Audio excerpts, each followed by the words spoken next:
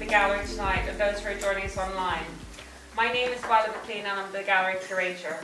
Welcome to our Against Architecture, the 25 Years Exhibition Showcase panel event this evening, which is brought to you in partnership with BA Honours Events Management, so thank you to Kevin and Gilly for the technical operations this evening, and DCS. We were delighted to welcome Ian McKeever back to mark our 25 years, a huge milestone for the gallery and the university. Ian launched our Text Was Work concept and programme in 2004 with his exhibition Four Quartet series by Ian McKeever and David Miller. Ian McKeever is a Royal Academist and an AUB Honorary Fellow. The gallery is proud to present the exhibition Ian McKeever Against Architecture, a new configuration of the installation originally curated by Robin Klassnik in Matt's Gallery in 2017 and curated by myself here at the university, so thank you, Ian. Tonight's event not only celebrates Ian's exhibition, it also launches our Ian McKeever Against Architecture publication, which I'm about to hold up. Co-published by Text Was Work, the Gallery and Arts University Bournemouth with Enemy Publishing London. The publication has been designed and co-edited by two AUB alumni, Joseph Warren from BA Honours Visual Communication and Millie Lake, BA Honours Fine Art. The publication features numerous text contributions from Professor Paul Gough, Mark Prince, who is here with us this evening, Susan Hubbard, myself, Eliza Madden, who is also here this evening, and Minnie Louise Harvey, and Associate Professor Dominic Shepherd and Ian McKeever himself. Paul will be discussing the publication in more detail through the panel discussion, so let me introduce you to our chair this evening, Professor Paul Gough. Professor Paul Gough is Principal and Vice-Chancellor of the Arts University Bournemouth, a painter, broadcaster, and writer. He has exhibited internationally and is represented in the permanent collection of the Imperial War Museum London, Canadian War Museum Ottawa, and the National War Memorial New Zealand. In addition to leading roles in national and international higher education and global research assessment. His research into the imagery of war and peace has been presented to audiences throughout the world. As well as an exhibiting record, he has published 9 books, including monographs on the British painter Stanley Spencer, Paul and John Nash, and several comprehensive studies of art for both world wars. His book on Gilbert Spencer will be published by Yale University Press this April. Paul Gough worked in television for 10 years and is currently writing his second book about the artist Banksy. So tonight, ladies and gentlemen, I now like to hand you over to our professor to chair this event. Professor. Good. Thank you very much, Violet, and good to see you all on this rather chilly evening. I'm promised a little bit warmer next week. Quite an extraordinary week for Arts University Bournemouth, not least having this wonderful panel here and the exhibition that Ian hosted and opened a few months ago. This evening, as always, the same things, the best things happen at the same time. We have another exhibition opening of our graduate students, our postgraduate students in the centre of town. We have 4 floors of studios in the centre of town, not far away from a 1930s Art Deco theatre that we bought a few years ago in a bad moment when I first arrived here, and we're refurbishing that at the moment. So that exhibition is opening at the moment. This exhibition here and this panel are here. And we had another extraordinary moment this week when on Tuesday we were informed that a research bid that we applied for, led by a colleague who's in the room at the moment, Dr. Christian McLennan, we were successful. Big research bid built around our Museum of Design in Plastics, that has the history of plastics, the only nationally accredited museum in the country that deals in plastic and design. We put in a bid to look at the relationship between creative technologies, longevity of plastics, environmental sustainability and museums, and lo and behold, through the door arrives £1.6 million this week for a research grant, which is rather refreshing and rather wonderful. Nearly as wonderful as this evening is going to be. So just to kind of introduce those colleagues I have here, we have Ian McKeever, Royal Academician artist, and as Violet mentioned, an honorary fellow of the university from 2002. We have Mark Prince, international contemporary art writer, who's giving a lecture, I think, in here tomorrow, Mark, in the morning. So don't talk yourself out tonight, you've got to keep something for tomorrow. And then we have Dr. Jennifer Scott, acting course leader for the Masters of Architecture in AUB, and Marie Frederick, who's the head of Estates Capital Projects at the university, and with whom we work a great deal. Really, it was a chance for a conversation. A number of things came up in the chat before, really focusing on one of the things that Ian is keen to explore is not just the background as a painter, but how these works work spatially, experientially, and in a kind of in another space. So to talk about built form architecture and the role of painting could be quite interesting. I'm not leading the witness here, but just trying to open it up. And also there's something that I think it was Jen mentioned. The very title is it could be seen as quite adversarial against architecture. So where are we going to start? I think we've got to start with you, Ian, a little bit about why here to put the show that was once at the Max Gallery in a very different context and to replant, supplant, move it across here. What has that meant for you? Tell us a bit about that. I made Against Architecture at Max Gallery in London in 2017. It was my first installation intervention. I am essentially a painter. At the time of making it, it was extremely well received, but at the time of making it, I couldn't figure out for myself quite what I'd done. How had I suddenly jumped from making purely paintings on the wall to actually making what really was a full installation? And it sort of sat in the back of my mind. It came down after 3 months, and that's it, it's over, so you can't go back and revisit it to think through what you might have done. It's gone. So you just hang on to the memory and the thoughts around it. And you're still trying to work through what it really might mean. And then when Violet approached me about making an exhibition down here for the 25th anniversary, one of the possibilities that came up was to remake this piece. And Violet was extremely enthusiastic about this. And so it seemed a good thing to do. It's a very different space. Matt's Gallery is a raw warehouse space. Bits of old brickwork, previous tenants, marks on the walls, things like that.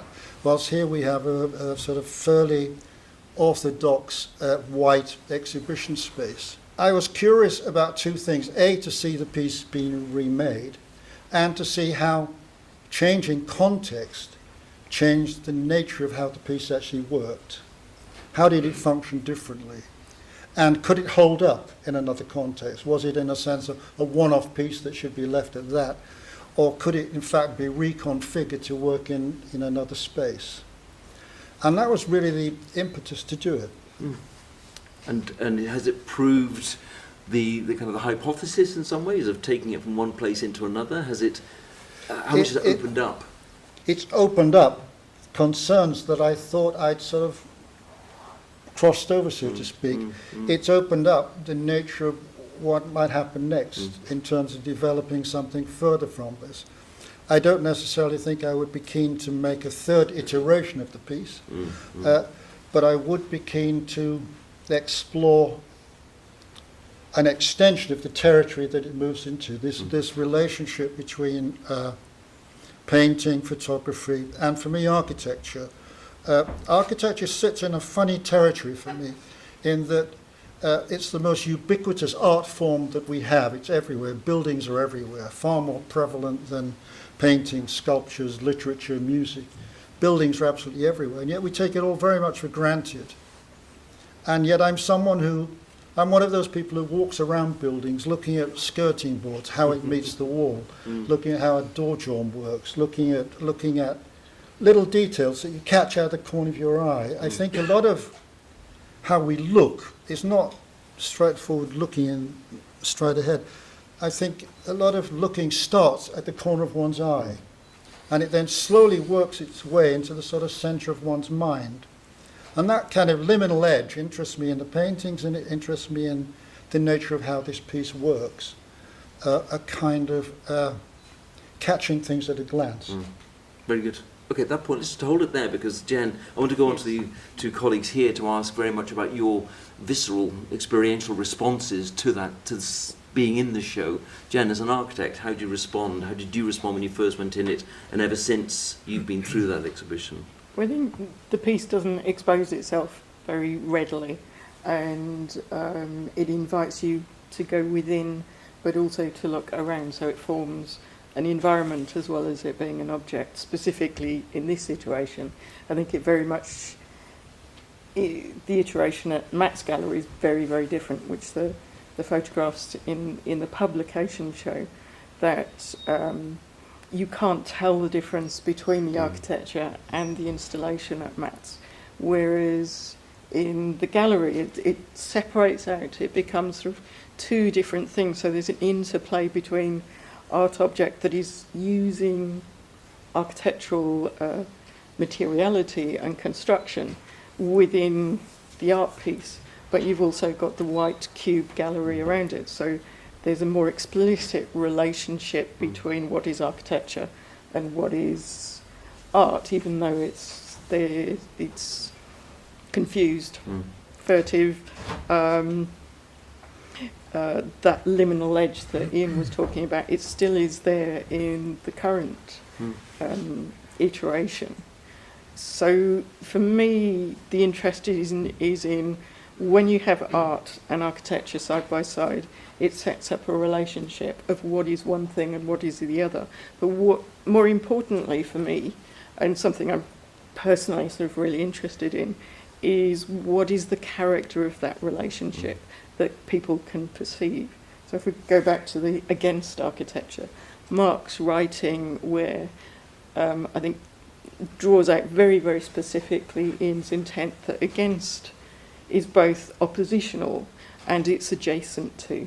So there's a dualistic or a paradox inherent in the work that starts you thinking that you, as a person, as a viewer, are part of that artwork, because it's not just a snapshot view, it's something that you work through and it's much more temporal in its experience. Mark, tell us about your sense of the show and how you experienced it. Well, I think that it's almost so much contemporary painting now. If when you see it, it comes with some kind of sculptural or installation element. It's almost a convention, but that's not. It's not something Ian has done. Almost not at all. You have to go back to the early 70s maybe to when he set paintings actually in fields and in holes in the ground for an engagement with anything that was different than a traditional gallery setting, white walls. But I don't. So I think this is. I have the feeling when I see, especially not only this iteration of it, but the original iteration of it, that he was really thinking the problem from scratch, rethinking it or new thinking it. Like, what does it mean to have painting in relation to not only objects, but what's the relation between painting and its setting? And I think it's what the conclusions he comes to are kind of metaphorical, because the artworks proper, the objects that are artworks which have travelled, the setting itself has been new constructed. The artworks polarize against the setting, this temporary setting. So you have a kind of when I wandered through it just now, I have the feeling that even though these artworks are not actually are often only barely representational, they are like windows in relation, in comparison, in contrast with these very hard blank panels, and yet they also have window elements, because you have like bits which suddenly come into view, openings, apertures. So it's as though Ian was thinking through the whole problem of seeing illusion. That's how I see it. It seemed so. For me, it's not so much about architecture. That it's more about the relation between painting or even picturing, and how it's framed, how it's placed in space. Sure. Okay, we'll come back to some of those. We're going to Marie in terms of her response, being with a formidable background in the built form. But then I want to go back again to touch on something that Ian writes about, which is a materiality. Ian writes and talks very poetically about the qualities of plasterboard. Kind of slightly, well, I'm astonished and thrilled that you find that, but I want to know a little bit more about that when we come around again.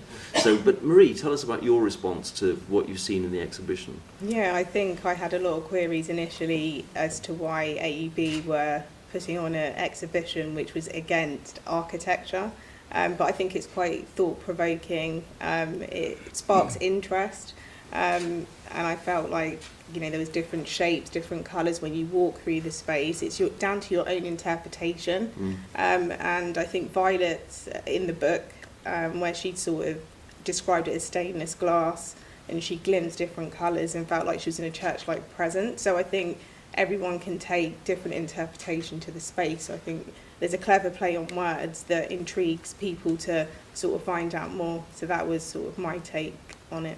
And your background in capital projects, have you ever, what kind of exhibitions would you have seen that maybe are similar to this or very different from this? I mean, did it surprise you? I think it is different because it's unfinished in a sense, but I think that's the point of it, is that it is different and it's pushing the boundaries of creativity. So in my role, things are sort of quite technical, but I think you have to be passionate about what you're doing and have a creative aspect to what you're doing as well. So there's a balance between the two. So it's just really interesting to see how Ian had pushed those boundaries to challenge people to think a bit more and go outside the box and interpret as they will. Okay, so again, touching on Ian, going back to some of the points around the tactility, the materials, tell us a bit about some of the choice, because, you know, my background's a painter. I use particularly kind of, I've used canvas and paper, but actually when you go into the conversation you had about the quality of the timber, of the finish of the cut of the plasterboard, the relationship you mentioned about skirting boards with the plaster, those are instances at the corner of one's vision, but for you they are central to your vision, aren't they? Tell us a bit about how you made the decisions to build the show in the way you did. Well, when it came to Matt's gallery in 2017, we wanted to build walls to make a kind of a more complex structure. The building itself is just a box, a rectangular box, but we wanted to break it up into more walls. And I didn't want...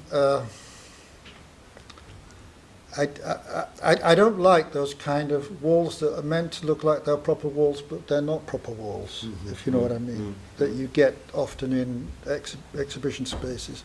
So I thought, I'll avoid that altogether. I'll actually just work with something much more rudimentary, so 3x2 studding timber and sheets of plasterboard. And I just love the material. I love that dual aspect of the plasterboard, that it's got a beautiful grey surface on one side, it's almost velvety, and then on the other side it's just this kind of like brown wrapping paper surface with the industrial markings on it. And I like about the 3x2 timber that these days it's slightly rounded around the edges, and just the conjunction of those things together I find very, very beautiful. And so when we started building the structure, we put up it seemed not necessary to fill everything in, that actually we could use apertures and ways through the partitioning that actually extended this conversation that was going on in the photo-painted panels about apertures, about thresholds, about viewpoints, perspectives.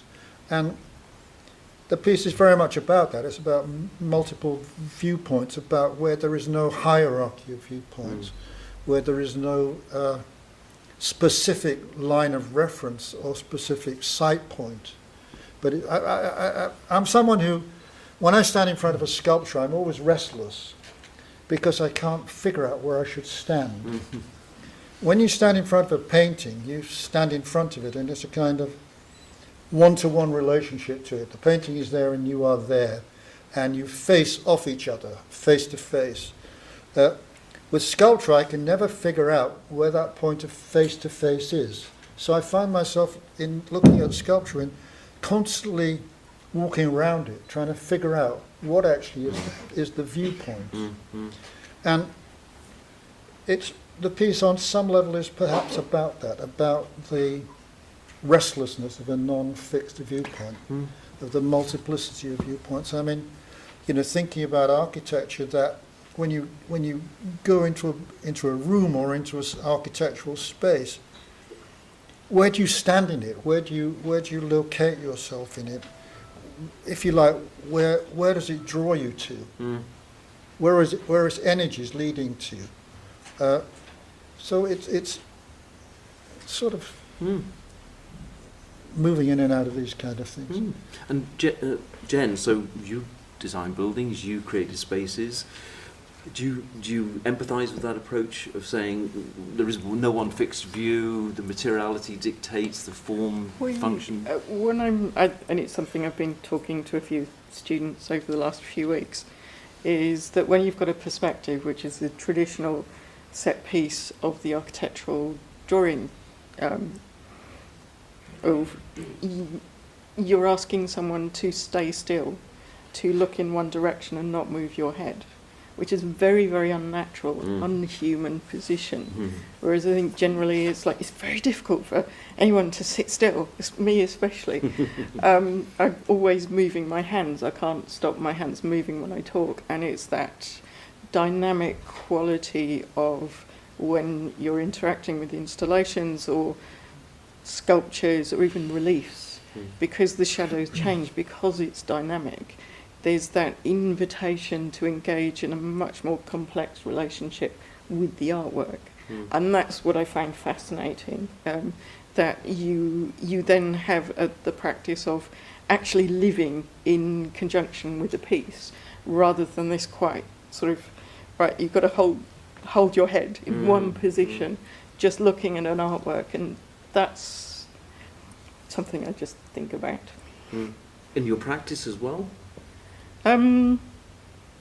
Yes, I think it's research-wise, I think I've looked at mid-20th century, specific strands of mid-20th century modernism, and looked at the influence particularly of Cubist ideas on modernist influence, sort of modernist architecture.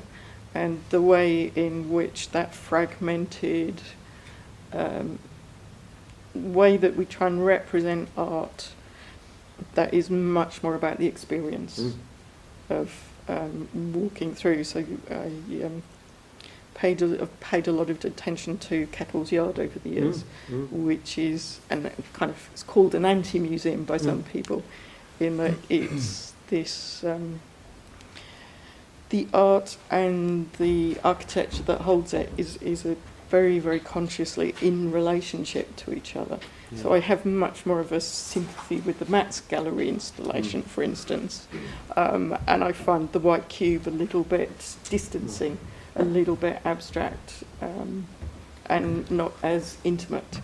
And that's one thing I notice of how the artwork is hung. It's hung sort of higher than you expect, lower than you would expect. So there's an intimacy about the installation that I kind of find fascinating. And when Ian was talking about from the corner of your eye, and that sort of, it's like a flash of light coming through a window, and the understanding of these sort of personal moments that are represented in a half abstract, half representational way. And that connection between it's representative but it's also abstract, I think that's a really interesting place of art for me personally to explore. Good, thank you. We'll come to Mark next. People may be thinking of questions they might want to put to any of my colleagues here, so store them up. We'll have time at the end to do so, and I think Millie is recording anything online where people may want to ask a question. But Mark, how did you respond to some of the thoughts thus far? You were talking earlier on about the materiality, about distances, apertures. I was interested in something Jen just said, or said earlier rather, when we were talking about the fact that these pictures, the photographs that are incorporated in the actual artworks, are of Ian's house, of the interior, as far as I understand. Yes, they are, yeah. And then Jen was saying, well, actually, this is, it's it suggests that there's a relation between the idea of the architecture of the house with the architecture of the interior of that you create as you're going through the space. And that was fascinating to me. I'd not actually thought of that. But it made me think about the fact that the photographs are actually they're windows out. They're really specifically everything else in the space, the boards, the timber strips, the painting is all more or less workings with materials, and then suddenly you have these windows, except that because the painting that's together with the photographs is also looks so much like the photographs very often that you have this play with how far it takes you. And where does it take you to? And as Jen said, that's really it made me think. Yeah, maybe there's it's also suggesting another space or an analogy between the space that you're drawn through in the installation and other spaces. For example, a domestic space. When I came here a couple of years ago to first discuss the project with Violet, I did in fact think that I might make some new photo-painted panels that were actually based on Bournemouth, and that I would sort of surreptitiously sneak a few of them into the piece. So I went around photographing details, bits of doorways. Of where? Of this university? Around the gallery space and the adjacent areas. Right. Yeah, and I couldn't. And then I got the contact sheets and I looked at them, and I couldn't make them work. I couldn't see any sort of frisson between the two. It was like they were too close to the context it was going into.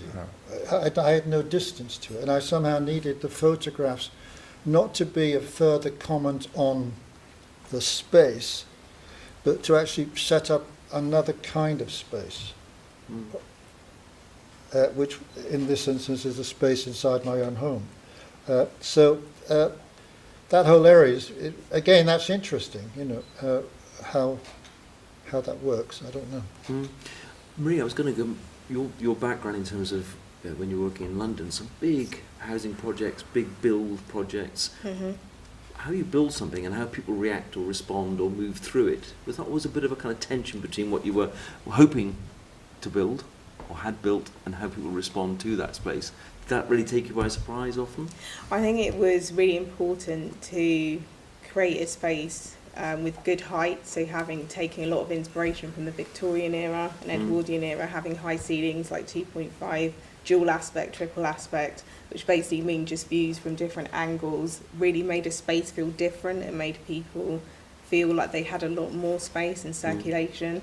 So I think it's really important to sort of consider those things when sort of designing, and being in an urban context, it's quite hard to achieve all of that, the technical aspects, the policy aspects, but also the creative aspects. But taking people on a journey with you in a way that's understandable and accessible was really key through the sort of life cycle of the project. So it's interesting in terms of a gallery space, and how much does one lead the witness, lead the viewer? How much do you want them to have in advance, or how much do you think they need to know, or is it entirely open to say, here we are, this looks like a labyrinth, it looks like, I don't know, a Bacheladian space poetically, how do you want people to feel their way through it? Or you say it's up to you, as what you want, what you gain from it is what you kind of put into it. I can't anticipate what the viewer or the participant in going through the piece is going to think or feel. I can't prejudge that, and actually I wouldn't want to. So there's no precondition to the making of the piece that necessitates that people come at the piece in a certain way. I don't think art functions like that. I think one makes statements in art, paintings or whatever it is, out of a series of questions. They're not about answers, they're about questions. So for me, the making of the piece is a series of questions to myself. And quite what people take from that when they come to it, it's completely up to them. Some people come to come to the work with, steeped in art history and in art, and spend a lot of their time engaging with art. Other people come to it in a much more, in another way, and I wouldn't wish to prejudge all of that, or to any way diminish what they make of it. That's as valid as anything I've done. I guess I was thinking about the trigger points. You talk about the edges of plasterboard or the cut of a skirting board, that they will trigger certain things for some. Some may look at it and say, it's not yet finished. I once did some work with an artist who worked entirely in black and white, and when I met some of the people who bought it, they said it'd be great when it's all coloured in, which struck me as being the wrong way to think about it. But so there is a level of finish. I'm interested in that, because there are some parts, there's one or two of the watercolours that are just sublime. In terms, there's one on the right hand side as you're going into the gallery downstairs, has a kind of, it's a water stain which just resonates against the photograph that is next to it. There's such a level of sophistication that you've achieved there. Others may look at the installation and think, is that the level of finish that you wanted, or is that the compromise you made? Always interested in those decision points that any artist has to make. No, I can get excited about the height of screws put in, or the gap. It's all coming out now. The exposed gap of a piece of 3x2 timber, Sure. and where the plasterboard meets it. If it's a centimetre wide or 8 millimetres wide. These tiny little things. I mean, it's just functioning on a completely different level. The thing about the photograph and the painting or the watercolours or what have you is that we expect a kind of artistic professionalism and a degree of finish to these activities. We come to plasterboard as a kind of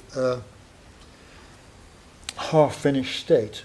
It's something you plaster over. It's something you hide behind You hide behind something. But I just find it as a material very beautiful. It's quite fragile. You can't bash it about too much. It marks easily. I find all of these qualities rather beautiful, and so for me it has its own inherent beauty that can be explored, can be taken further. Yeah, I remember Cornelia Parker talking about that many artists will notice the unnoticed and bringing that to the fore. Yeah. I think that's such a powerful idea, really.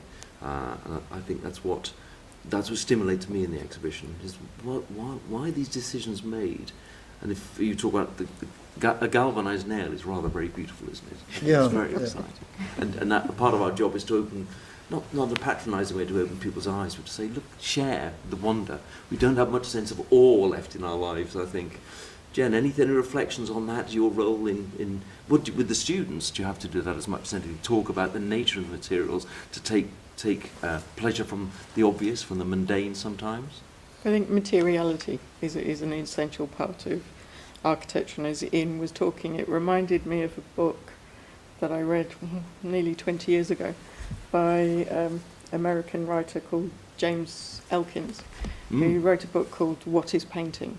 And he described the kind of the alchemical quality in painting, where an artist really sort of has a love and a sort of intense fascination with the minutiae of the nature of paint. So it's like the difference between the watercolour you get in the local newsagent or the professional quality, and the granular or the sort of frustration of when you're using those different paints, or the quality of the papers, and whether it's smooth or it's got a grain, and what are the sort of constituents of it. The same, I think, if there's an analogy or a sort of similarity with architecture, is what is the timber, what kind of grade of stainless steel, what's the finish on the concrete columns, the colour of the paint, and that really kind of zoning in on just that exact colour that you want, which reminds me of Jackson Pollock's blue poles that the Australian government bought in the 60s, which created a huge stir. And now it's worth, I don't know, huge amounts of money, but when they did the national museum in Canberra. They put the landscape architecture put some poles, blue poles in, but they weren't allowed to call them blue, Oh, I see. the colour, because of the sort of political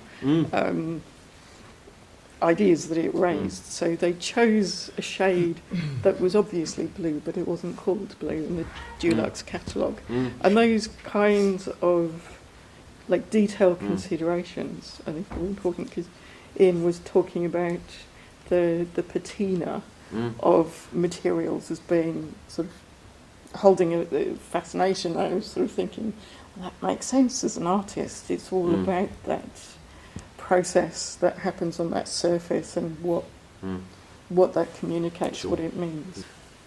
You were nodding your head there about the exactitude there of materials and being very sensitive to those. It's a big affordability thing in there as well, but... Yes, and I think materiality can change a space, a place, it can add character, so it's really important to sort of delve into the detail of specification and materiality, and it does have a cost aspect to it, but quality stands the test of time. And then sustainability, environmental issues, etc. Over to you, Violet, to close proceedings.